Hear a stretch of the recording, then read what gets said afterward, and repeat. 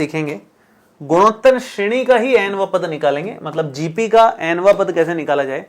nवां पद का मतलब क्या है ये भी बताऊंगा मैं, आप लोग ध्यान से सुने बस। हमारा टॉपिक है जीपी का nवां पद, ये हम लोग सीखना चाह रहे हैं, nवां पद निकालना चाहते हैं। कोई भी एक जीपी ले लेते हैं, जैसे अभी ये ताजा ताजा गरम गरम है, 2, 6, 18, 54 यही ले लेते हैं। 2 + 6 + 18 + 54, ये हमारे पास कोई जीपी है उदाहरण के तौर पर। एक यहां पर इंपॉर्टेंट बात जो आपको ध्यान से देखनी है, समझनी है, वो ये कि ये इसका प्रथम पद है, जिसको आप क्या बोलते हो, A1 या A बोल देते हैं कभी कभी। ये इसका दूसरा पद है A2, ये इसका तीसरा पद है A3 और ये इसका चौथा पद है A4। यहां एक इंपॉर्टेंट बात और कि जो A2 है वो कैसे आया, इस A1 को 3 से गुणा करने पर आया, मल्टीप्लाई बाई 3 किया, A2 आया 3A1 से। A3 कैसे आया, A3 आया इसको 3 से गुणा करने पर, या कह लो कि 3 से कर ही दिया, एक और बार 3 से गुणा कर देंगे तो A3 आएगा हमारा 3 गुणा A2 से। 3 गुणा A2 मतलब 3 गुणा 3A1। A2 की वैल्यू अगर मैं 3A1 रखूं तो ये 3 का स्क्वायर A1 आ जाएगा। A4 की अगर मैं बात करूं तो वो कैसे आया, सबके सब मल्टीप्लाई 3 से आए हैं। ये आया है पिछले वाले पद को 3 से गुणा करके। पिछला वाला पद का मतलब क्या, A3 को किससे मल्टीप्लाई किया, 3 से। A3 की वैल्यू कितनी है, A3 हमने कैलकुलेट किया 3 का स्क्वायर गुणा A1 और वो फिर से मल्टीप्लाई हो रहा है 3 की पावर 1 से, मतलब 3 की पावर 3 A1, ये हमारे पास आंसर आएगा। 3 की पावर 3 गुणा A1, ये हमारे पास आंसर आएगा। तो यहां एक इंपॉर्टेंट चीज, इंपॉर्टेंट कंक्लूजन यहां पर निकल करके आया। A1 तो 2 है, वो तो ठीक है। अगला पद आया है जो हमारे पास यहां पर R का मान था उसको पहले वाले से गुणा करके, मतलब 3A1 मतलब RA1। अगला पद आया है इसको फिर से R से गुणा करके, फिर से R से गुणा करके, ये फॉर्मेट चल रहा है ना। तो अगर मैं, ध्यान से समझना इस चीज को, बहुत इंपॉर्टेंट चीज बता रहा हूं। यहां मैं एक जनरल जीपी लिख रहा हूं, अगर मैं जीपी को ऐसे लिखूं तो क्या वो गलत होगा कि पहला पद A है, A1 भी नहीं, मैं तो A बोल रहा हूं पहला पद।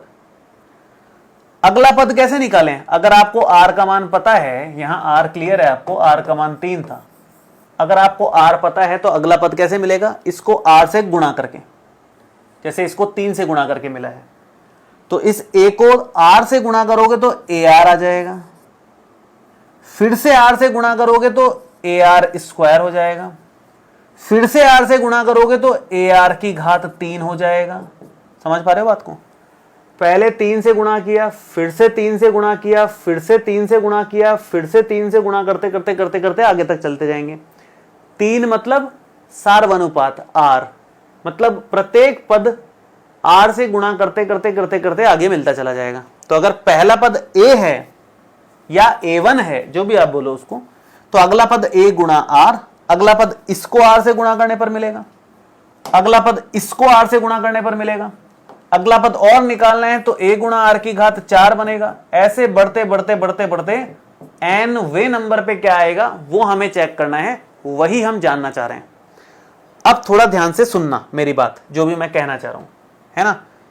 फॉर्मेट क्या बना किसी भी जीपी का, ये एक जीपी है, सिंपल जीपी है, ये एक सिंपल सी जीपी है, इसका फॉर्मेट क्या बना ये बताओ मेरे को। तो ये एक सिंपल सी जीपी है जिसका फॉर्मेट क्या बना, ये हमारे पास है पहला पद A1, ये हमारे पास है दूसरा पद A2, ये हमारे पास है तीसरा पद A3, ये हमारे पास है चौथा पद A4 और ये हमारे पास है पांचवा पद A5।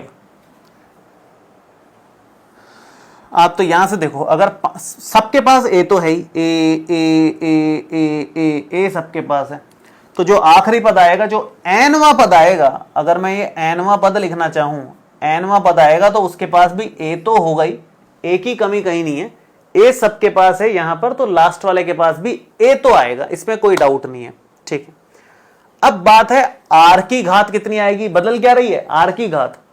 अगर पांचवा पद है तो आर की घात 4 है, अगर चौथा पद है तो आर की घात 3 है, अगर तीसरा पद है तो आर की घात 2 ही है, एक कम चल रही है मतलब आर की घात।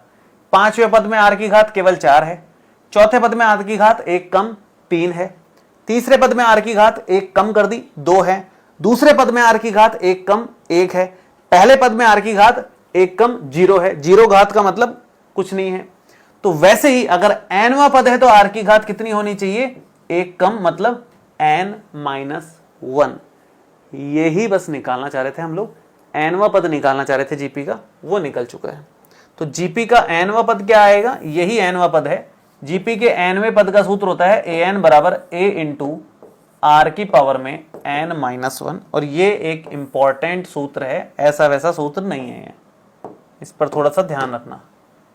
ये है n-वां पद, इस तरह से निकाला गया है।